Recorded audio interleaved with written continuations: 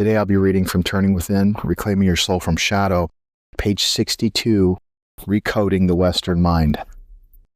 The Western mind has long navigated life without a comprehensive roadmap for understanding the intricate ways our consciousness projects itself onto the world. We're often left to make sense of our experiences without the tools to understand the underlying mechanisms at play. This lack of guidance can be likened to driving a car solely by looking through the rearview mirror, jarring, disorienting, and fraught with bumps.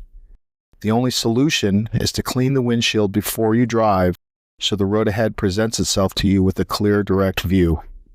At the core, Turning Within connects you to the more profound truth that exists in you, in everyone.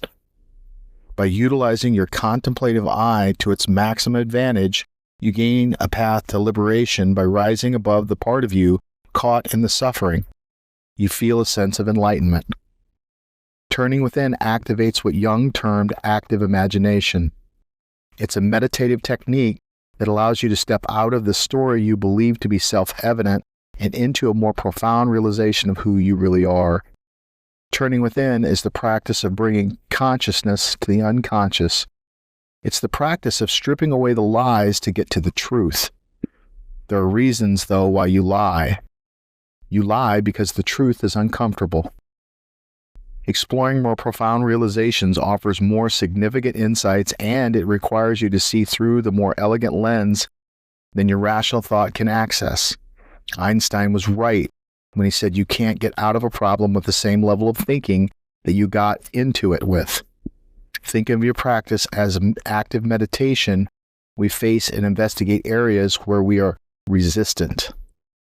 I've learned and experienced over and over again, change is messy. We've created whole systems set up to support our suffering. Because nature always pushes our minds and behaviors to the mechanical, the longer we've endured the suffering, then typically the more unconscious we are to the systems created to manage the pain. These unconscious systems can respond to change as though it's a danger. Therefore, you will lie to yourself to keep from experiencing the risks you've worked so hard not to feel or face. To free yourself from the bondage of pain, you must build something better. Something better only comes from tearing down the programming shackling you in pain, freeing you from where you're stuck. Only then can you produce something to support the life you want to live. There's a straightforward primer. Strategic innovation first requires insight. Without insight, innovation is a waste of resources. The best place to start is looking where you would never think to and in a way you never thought to. It will continually and unconsciously control you without understanding what shadow influences you. In the beginning, the work can be excruciating. You're facing parts of yourself you worked hard to manage. Most people don't build the ideal self. Instead, they just simply manage circumstances. I guess the better way of saying that is that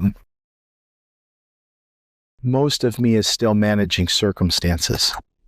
To suggest that somewhere there's these people that only build from creation doesn't do justice to the structure and advanced systems that have been developed over 13.5 billion years of survival-rooted programming to get to this point. Our struggle is a collective problem that can only be answered intimately and subjectively. Only you can own where you're in shadow. Only I can own where I'm in shadow.